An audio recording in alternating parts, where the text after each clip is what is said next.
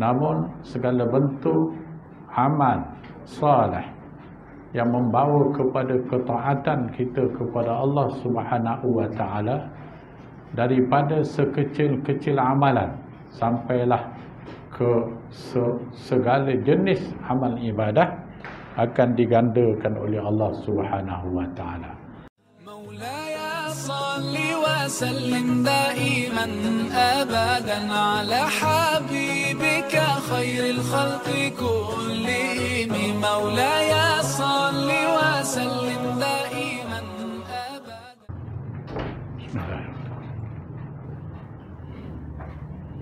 Assalamualaikum warahmatullahi taala wabarakatuh. Alhamdulillahilladzi arsala rasulahu bil huda wa dinil haq liyudhhirahu 'ala ad-din kullihi wa kafa billahi shahida. Asyhadu an la ilaha illallah wahdahu la syarika lah wa asyhadu anna Muhammadan abduhu wa rasuluh. Wassalatu wassalamu ala sayyidina Muhammad wa ala alihi wa ashabihi wa man da'a bi da'watihi wa ihtada bi hadihi wa istanna bi sunnatihi wa man sara ala darbihi ila yaumiddin. Amma ba'du. Faqala Allah subhanahu wa ta'ala fi kitabil aziz, a'udzu billahi minasy syaithanir rajim. Ya ayyuhalladzina amanu kutiba 'alaikumus shiyamu kama kutiba 'alal ladzina min qablikum la'allakum tattaqun. Ayyaman ma'dudat. Faman kana minkum maridan aw 'ala safarin fa'iddatun min ayyamin ukhra. وعلى الذين يطيقونه فدية طعام مسكين فمن تطوع خيرا فهو خير له وأن تصوموا خير لكم إن كنتم تعلمون. صدق الله العظيم. Sidang jamaah, para hadirin hadirat, muslimin muslimat, tuan-tuan dan puan-puan yang dirahmati lagi dikasihi sekalian. Pertama-tama kalinya marilah terlebih dahulu kita panjatkan rasa syukur yang tidak terhingga kehadrat Allah Subhanahu wa taala, kerana dengan limpah kurnia daripadanya kita masih diberi kesempatan untuk terus menghirup udara Ramadan, bulan yang penuh dengan keberkatan, yang menjadi perkara yang sangat utama, sentiasa dinanti-nantikan oleh Rasulullah sallallahu alaihi wasallam.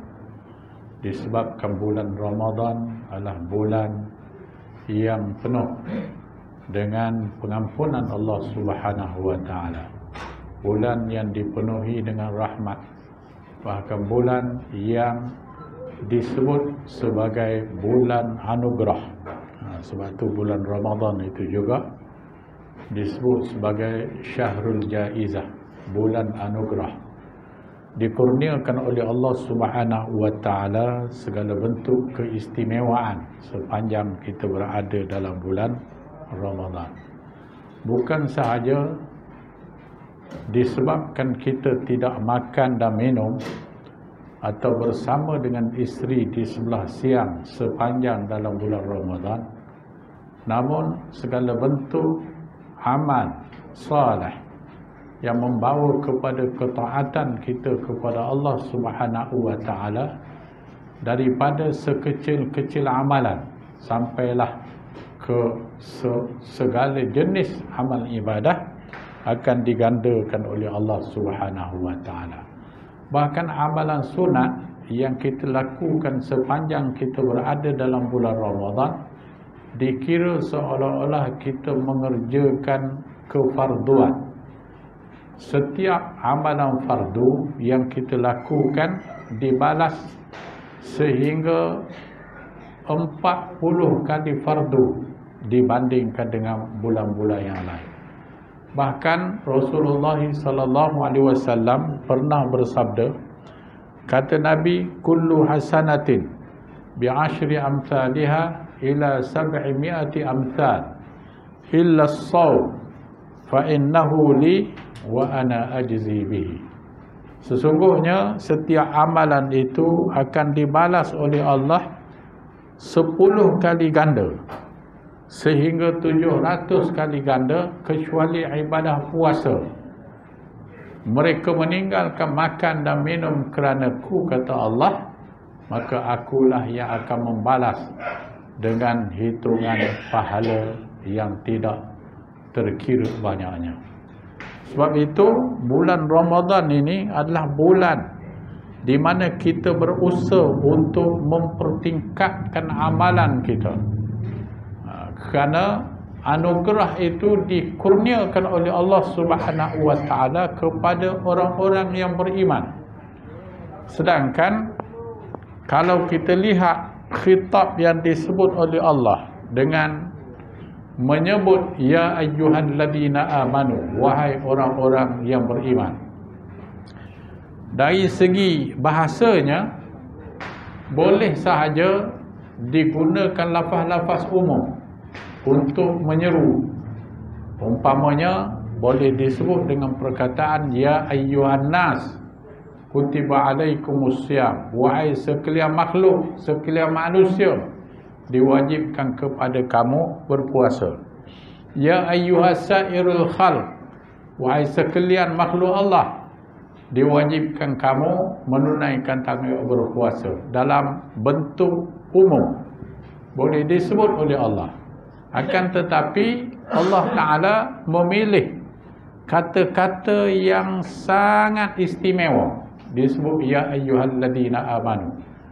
Dalam erti kata, bukan sahaja tubuh badan kita yang zahir disuruh untuk beramal dan beribadat sepanjang kita berada dalam bulan Ramadan, bahkan hati kita, jiwa kita, nurani kita, akal kita, pemikiran kita juga menjadi mahallul khitab, di mana Allah menghendaki supaya kita memberi tumpuan sepenuh hati kita untuk menunaikan tanggungjawab ketika mana kita berada dalam bulan yang penuh istimewa ini, sebagaimana Allah putuskan kepada umat-umat yang terdahulu sebelum kita. Sebab tu orang yang beriman ni dalam keadaan senang pun dia akan beramal, beribadah.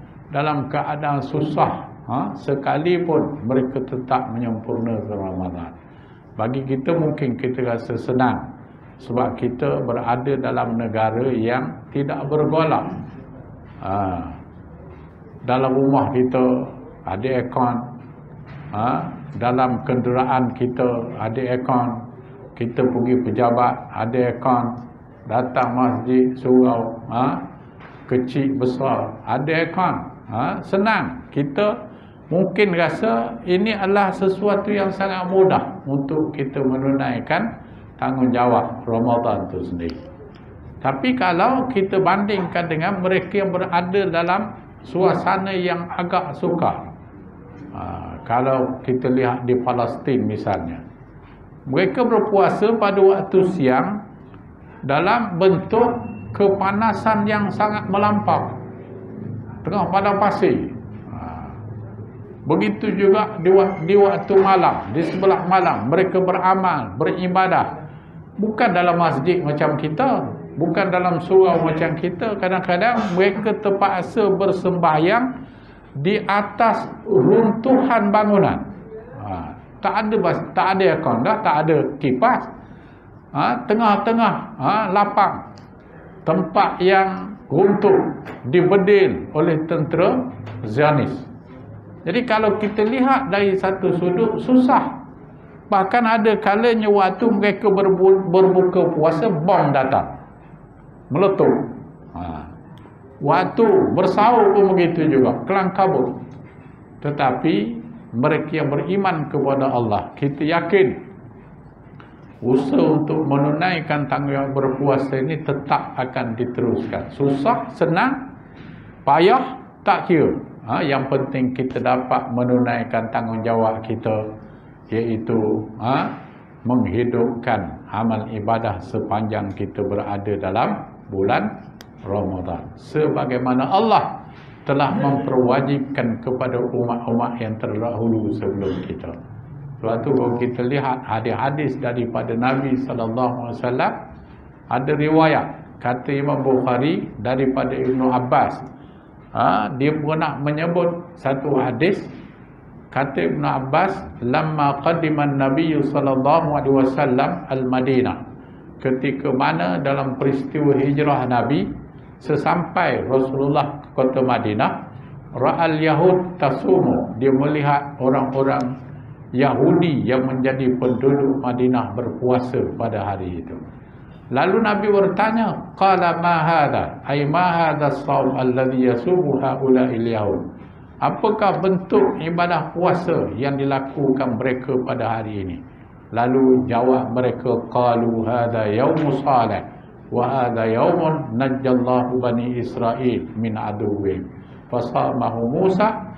Hari ini kami berpuasa kerana mengikut jejak langkah Nabi Saleh dan Nabi Musa yang satu ketika dahulu telah dikepung oleh Firaun. Dan apabila sampai di Laut Merah, Nabi Musa diperintah oleh Allah untuk memukul lautan itu. Dan akhirnya mereka menyeberangi Laut Merah, dan tentera Firaun mengejar daripada belakang, dan di tengah-tengah lautan itu Allah Ta'ala tenggelamkan Firaun dan bala tenteranya. Maka Nabi Musa bersyukur kepada Allah dengan menunaikan tanggungjawab berpuasa pada hari tersebut. Lalu Nabi berkata, kalau begitu fa ana ahaqqu bi Musa minkum fasamahu wa amara bisiyamihi.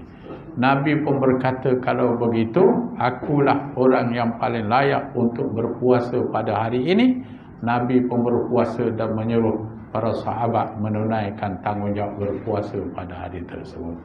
Hadis ini memberi gambaran yang sangat jelas kepada kita bahawa umat-umat sebelum Rasulullah telah menunaikan tanggungjawab berpuasa. Bahkan Profesor Dr. Abdul Hasan Ali Al-Hasani An-Nadawi, seorang ulama besar daripada India, telah mengarang satu kitab yang bernama Al-Arkan Al-Arba'ah. Kata Abu Hasan Nadawi, setiap agama besar yang ada di atas muka bumi ini juga tidak terlepas daripada ibadah puasa. Seperti orang-orang Yahudi berpuasa sehingga mereka menjadikan Ramzan lil haddad wal huzun, iaitu mereka akan berpuasa apabila ditimpa dengan berbagai bentuk musibah. Misalnya kalau berlaku banjir besar, dia puasa. Berlaku kemarau panjang, dia puasa. Berlaku ribut puting beliung, mereka berpuasa. Bahkan kalau di hadapan mereka ada penyakit berjangkit seperti COVID-19 misalnya, mereka berpuasa. Kerana apa?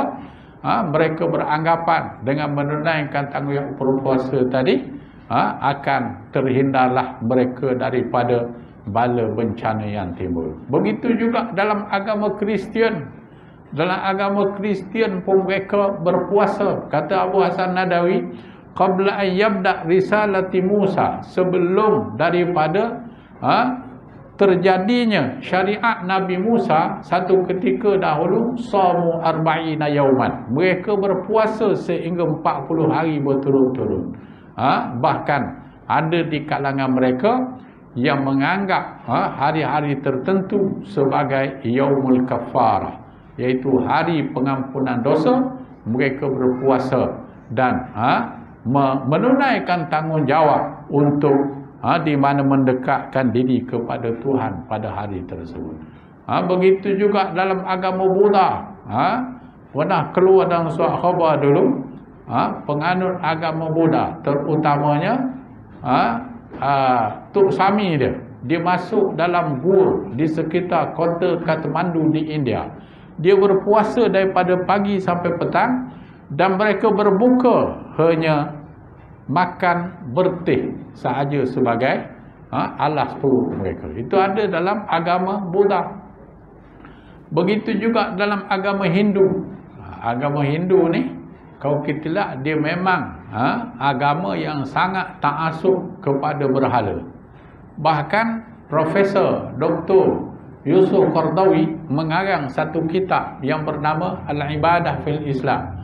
Dalam tu dia kata penganut agama Hindu ni, mereka telah mencipta berhala pada kurun yang ke-6 sahaja melebihi 330 juta jenis Tuhan yang mereka sembah.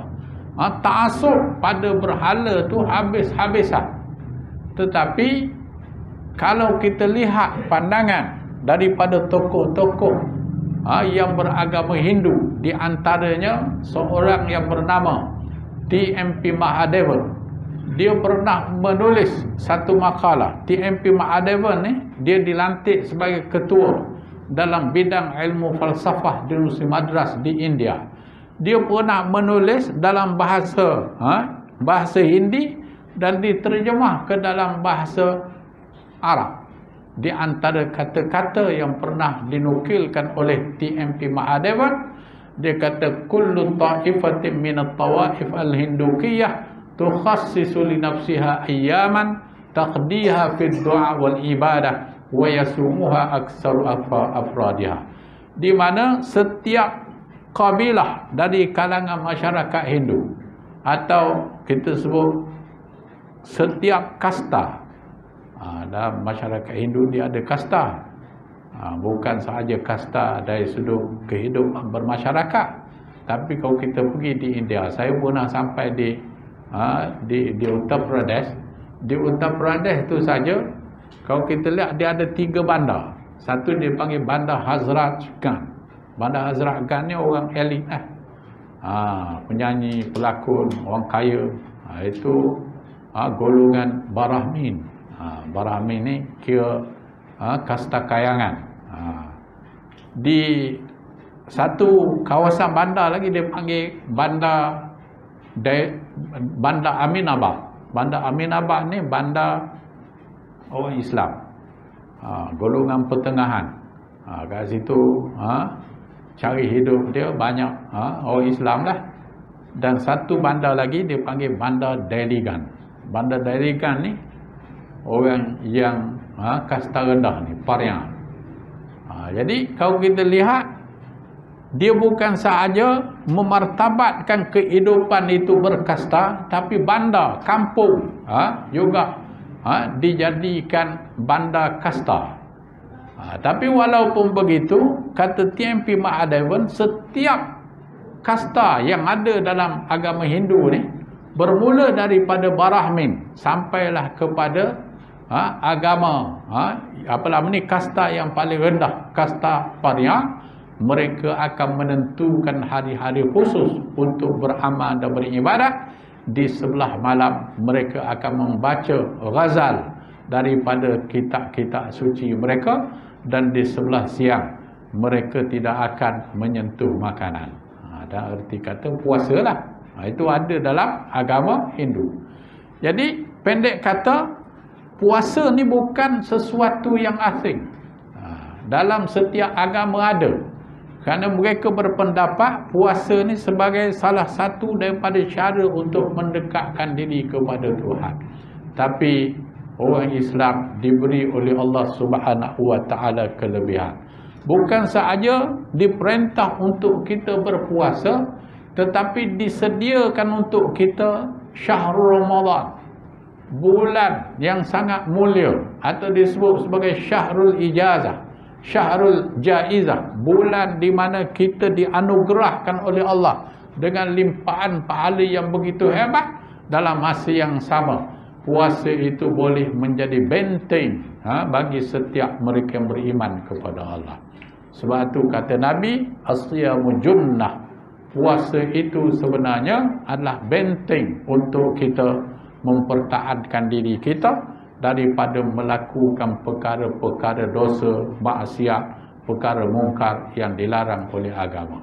Bukan sahaja tubuh badan kita yang zahir ini dapat kita kawal bila mana kita berpuasa. Kaki kita, tangan kita, kita tidak berjalan ke arah yang tidak diizinkan oleh Allah.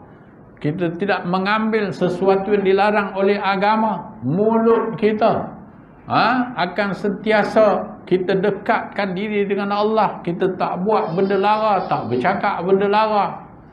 Bahkan kadang-kadang bulan puasa ni kita banyak baca Quran, kita berzikir, kita bertahmid, kita bertahlil. Kita mendekatkan diri kepada Allah. Begitu juga telinga kita, kita tak dengar benda-benda yang salah.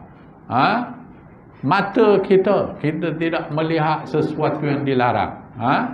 Kenapa? Kerana kita melaksanakan perintah Allah dengan sepenuh hati kita dan di mana seluruh jawarih atau tubuh badan kita yang zahir ini terpelihara daripada perkara-perkara yang tidak dibenarkan oleh agama. Bahkan bukan sahaja tubuh badan kita yang zahir, sebaliknya hati kita, jiwa kita, nurani kita, akal dan fikiran kita juga terpelihara. Sebab itu dalam bulan Ramadan kita terhindar daripada sifat-sifat mazmumah seperti ujub misalnya. Ujub ni kita nak memperlihatkan amalan kepada orang lain. Sebab tu orang yang berpuasa ni dia tak menunjuk. Tak menunjuk kepada orang lain. Kita buat tu kerana Allah. Tidak ada dalam diri kita sifat sombong, sifat bongkak, sifat angkuh dan segala bentuk kejahatan sepanjang kita berada dalam bulan Ramadan ni kita tidak lakukannya. Dengan erti kata kaki tangan kita, tubuh badan kita yang zahir terpelihara, hati perut jiwa nurani kita juga dekat dengan Allah Subhanahu wa ta'ala. Inilah yang dikatakan ibadah puasa, yang apabila kita lakukan dengan cara yang sebaik mungkin akan membawa kita ke arah jalan yang paling dimuliakan oleh Allah, iaitu jalan orang-orang yang bertakwa kepadanya. Maka benarlah kata Allah di dalam ayat yang kita baca ini, kata Allah, la'allakum tattaqun, mudah-mudahan kamu jadi orang yang bertakwa kepada Allah. Dalam masa yang sama juga ibadah Ramadan akan menjadikan kita lebih memahami erti kesusahan dan kepayahan. Sebab tu kita lihat dalam bulan puasa ni bukan orang miskin je puasa, bukan orang yang tidak bernasib baik je puasa, orang yang hebat, pemimpin, menteri-menteri, raja-raja, semua mereka tidak boleh melarikan diri daripada tanggungjawab beramal dan beribadah. Supaya apa? Supaya kita dapat merasai kesusahan orang-orang yang susah. Ini yang dikatakan tarbiyah ilahiyah. Allah Ta'ala didik kita secara langsung. Sebab tu orang yang beramal sepanjang dalam bulan Ramadan ni, kita beramal dengan hati yang jujur dan ikhlas. Sebab kalau kita nak tipu bulan puasa, kita boleh tipu. Misalnya bila kita sampai dekat pejabat, kita rasa lapar, masuk dalam tandas, makan nasi lemak. Keluar tu kita buat lebih tangguh. Orang percaya kita puasa. Kadang-kadang angin kuat sikit je terbalik. Pasal lemah dalam bulan puasa. Kita letih dalam bulan puasa. Orang percaya walaupun kita tipu. Balik kat rumah kita berbuka macam biasa. Anak bini kita percaya, mak ayah kita percaya bahawa kita berpuasa pada hari tersebut. Tetapi orang yang beriman kepada Allah, sesusah mana sekalipun mereka tidak akan menipu diri mereka sendiri. Itu makna kita tipu diri sendiri. Maksudnya kita ditarbiyah oleh Allah sepanjang sebulan dalam bulan Ramadan. Kalau kita jujur, kalau kita ikhlas, kalau kita benar dalam menunaikan tanggungjawab itu, seolah-olah di mana kita ditarbiyah secara langsung oleh Allah selama sebulan. Mudah-mudahan bila selepas Ramadan kita jadi orang yang sentiasa mengikhlaskan diri kepada Allah SWT, jujur kepada Allah Subhanahu wa ta'ala. Dalam masa yang sama juga, ibadah puasa ni pada hakikatnya boleh menghindarkan diri kita daripada penyakit-penyakit kronik Kerana biasanya kata Imam Ghazali, penyakit ini asal puncanya daripada usus, daripada perut. Yang mana sepanjang sebulan dalam bulan Ramadan, perut kita, usus kita tadi dibersihkan oleh Allah. Ataupun dalam istilah kita pakai kenderaan misalnya, kita pergi servis kita punya kereta. Jadi dalam perut kita ni, di mana Allah Ta'ala nak supaya kita servis sebulan, sepanjang kita berada dalam bulan Ramadan. Bila lepas Ramadan itu, anggota usus kita akan menjadi lebih hebat, lebih istimewa, sehingga sampai ke peringkat dia boleh membantu kesihatan tubuh badan kita. Sebab tu kalau kita lihat, bukan saja orang Islam berpuasa, orang bukan Islam pun tumpang sama untuk berpuasa, kerana dia tahu di sebalik ibadah puasa itu sebenarnya ada kelebihan yang tertentu dari sudut fizikal dan juga dari sudut kerohanian. Bahkan di mana apabila kita berpuasa, sepanjang kita berada dalam bulan Ramadan ini, sebenarnya mendidik kita untuk lebih kenal erti perjuangan. Sebab tu kita lihat, puasa dengan perjuangan ni dua benda yang tidak boleh dipisahkan. Jadi untuk kita kupas berkenaan dengan puasa dan perjuangan ni, mungkin kalau kita ada waktu untuk masa-masa yang akan datang ni, kita akan sambung perbincangannya. Untuk malam ni sekadar itulah. Wabillahi taufiq wal hidayah. Assalamualaikum warahmatullahi taala wabarakatuh. تبنا إلى الله ورجعنا إلى الله وندمنا